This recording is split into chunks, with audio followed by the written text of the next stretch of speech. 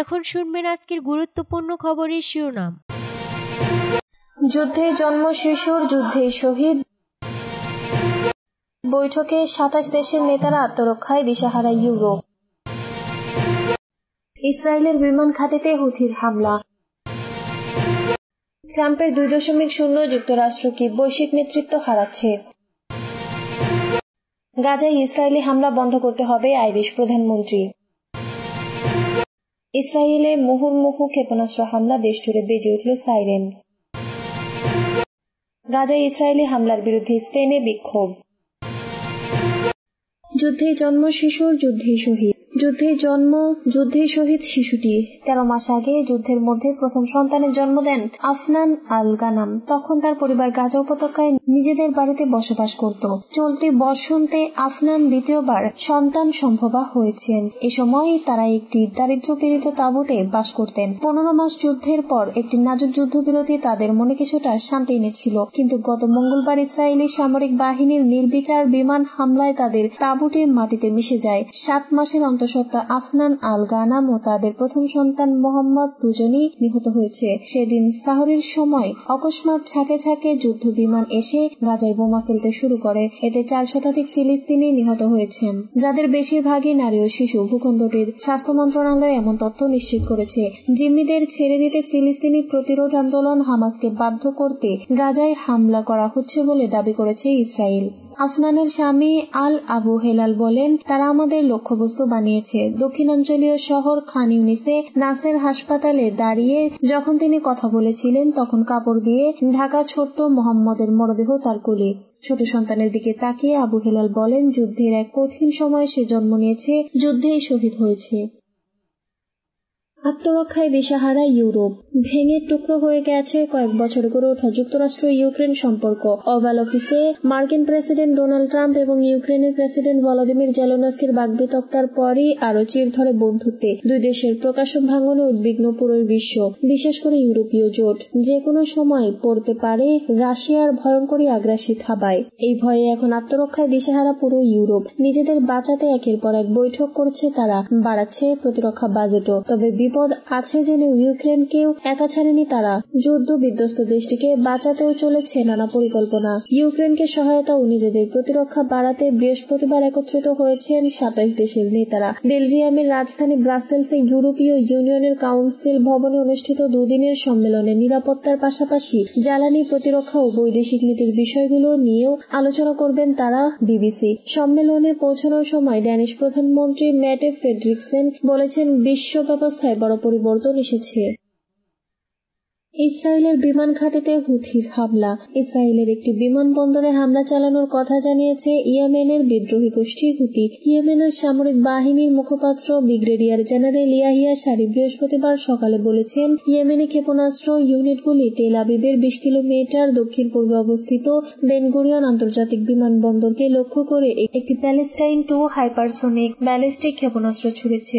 সারি উল্লেখ করেছেন, প্রতিশোধমূলক হামলা সফলভাবে তার কাঙ্ক্ষিত লক্ষ্য অর্জন করেছে। তিনি বলেছেন, ইয়েমেনি সশস্ত্র বাহিনী পঞ্চম দিনের জন্য ইয়েমেনের বিরুদ্ধে আমেরিকান আগ্রাসনের কার্যকরভাবে মোকাবেলা চালিয়ে যাচ্ছে। সারি বলেন, ইয়েমেনি সামরিক বাহিনীর ক্ষেপণাস্ত্র বাহিনী, নৌবাহিনী এবং বিমান বাহিনী লোহিত সাগরে শত্রু যুদ্ধজাহাজ, যার মধ্যে মার্কিন যুক্তরাষ্ট্রের নৌবাহিনী ইউএসএস হ্যারি এস ট্রুম্যান বিমানবাহী রণতরী এবং এর সহযোগী যুদ্ধজাহাজ রয়েছে। গাজায় ইসরায়েলি হামলা বন্ধ করতে হবে, আইরিশ প্রধানমন্ত্রী।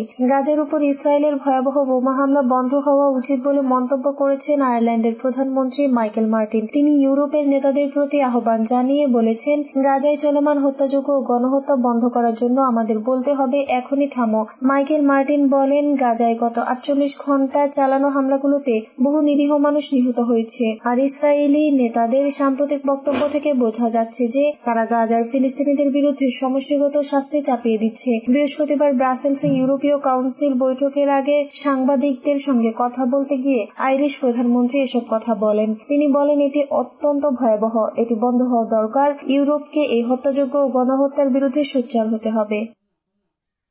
ইসরায়েলে মুহুর্মুহু ক্ষেপণাস্ত্র হামলা, দেশ জুড়ে বেজে উঠল সাইরেন। ইয়েমেনের হুথি যোদ্ধারা মুহুর্মুহু ক্ষেপণাস্ত্র হামলা চালিয়েছে দখলদার ইসরায়েল। এই হামলার পর নেতানিয়াহুর দেশ জুড়ে বেজে উঠেছে সাইরেন। তবে ইসরায়েলের সামরিক বাহিনী বলেছে যে তারা ইয়েমেন থেকে শুরু হওয়া একটি ক্ষেপণাস্ত্রকে বাধা দিয়েছে। আর ইসরায়েলি পুলিশ জানিয়েছে তেল আবিব ও জেরুজালেমে সাইরেন শোনা যাচ্ছে। ইসরায়েলি সংবাদ মাধ্যম জেরুজালেম পোস্ট জানিয়েছে হামলায় কেউ নিহত না হলেও অন্তত 14 জন আহত হয়েছেন। প্রতিবেদন অনুযায়ী ফিলিস্তিনি 2 নামের হাইপারসনিক ব্যালিস্টিক ক্ষেপণাস্ত্র দিয়ে হামলা চালিয়েছে হুতিরা। হুতিদের ছোড়া মিসাইলগুলোকে শনাক্ত করে ফেলে ইসরায়েলের আকাশ প্রতিরক্ষা ব্যবস্থা। পরে শহর জুড়ে বাজতে শুরু করে সতর্কতার সাইরেন। জানমালের ক্ষয়ক্ষতি এড়াতে নগরবাসীদের শেল্টারে আশ্রয় নেওয়ার পরামর্শ দেওয়া হয়। নিরাপদ এলাকায় যাওয়ার সময় ওই 14 জন আহত হয়। যখন সাইরেন বাজতে শুরু করে তখন ইসরায়েলের পার্লামেন্ট নেসেটে এক বৈঠকে ছিলেন দেশটির প্রধানমন্ত্রী বেনিয়ামিন নেতানিয়াহু। তাকে সেখান থেকে সরিয়ে নেয় নিরাপত্তা বাহিনীর সদস্যরা। তখন সাংবাদিকদের এক প্রশ্নের জবাবে তিনি বলেন, এরই মধ্যে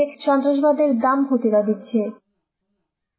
গাজায় ইসরায়েলি হামলার বিরুদ্ধে স্পেনে বিক্ষোভ। গত 3 দিন ধরে গাজায় ব্যাপক বিমান হামলা শুরু করেছে ইসরায়েল, যাতে এ পর্যন্ত 7 শতাধিক ফিলিস্তিনি নিহত হয়েছেন। ইসরায়েলের এই বর্বর হামলার বিরুদ্ধে স্পেনের মাদ্রিদ শহরে বুধবার ব্যাপক বিক্ষোভ হয়েছে। নিরীহ ফিলিস্তিনি জনগণের সঙ্গে সংহতি প্রকাশ করে নাগরিক সমাজ সংগঠনগুলোর আহ্বানে মাদ্রিদের কাইয়াও স্কয়ারে বিপুল সংখ্যক মানুষ জড়ো হয়। ইতালি বিরোধী দল পোদোমোস এই বিক্ষোভের প্রতি সমর্থন জানায়। বিক্ষোভকারীরা এ সময় ইসরায়েলি গণহত্যাকারী হামাস দীর্ঘজীবী হোক এবং গণহত্যা বন্ধ করা হোক স্লোগান দেন। পাশাপাশি তারা স্পেন সরকারকে ইসরায়েলের সঙ্গে অস্ত্র বাণিজ্য সম্পূর্ণরূপে বন্ধ করার আহ্বান জানান। যদিও স্পেন সরকার জানিয়েছে 2023 সালের 7 অক্টোবর থেকে ইসরায়েলে অস্ত্র রপ্তানি স্থগিত করা হয়েছে। তবে solidarity network against the occupation of Palestine সংগঠন দাবি করেছে স্পেন এখনও ইসরায়েলের সঙ্গে অস্ত্র বাণিজ্য চালিয়ে যাচ্ছে।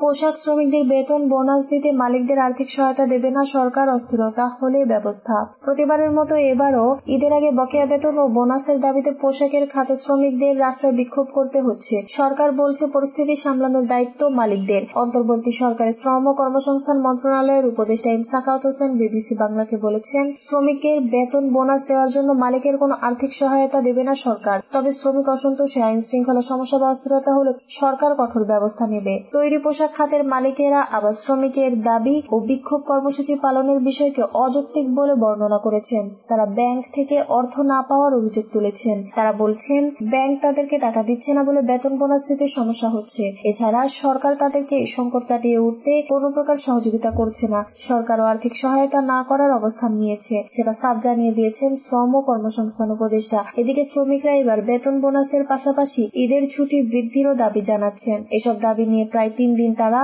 রাস্তা অবরোধ বিক্ষোভ করছেন। সম্প্রতি আলোচিত নায়ক ও গার্মেন্টস মালিক অনন্ত জলিলের মালিকানাধীন সাভারের হেমায়েতপুরের এজেআই ও এবি গ্রুপের শ্রমিক অসন্তোষের ঘটনা ঘটেছে।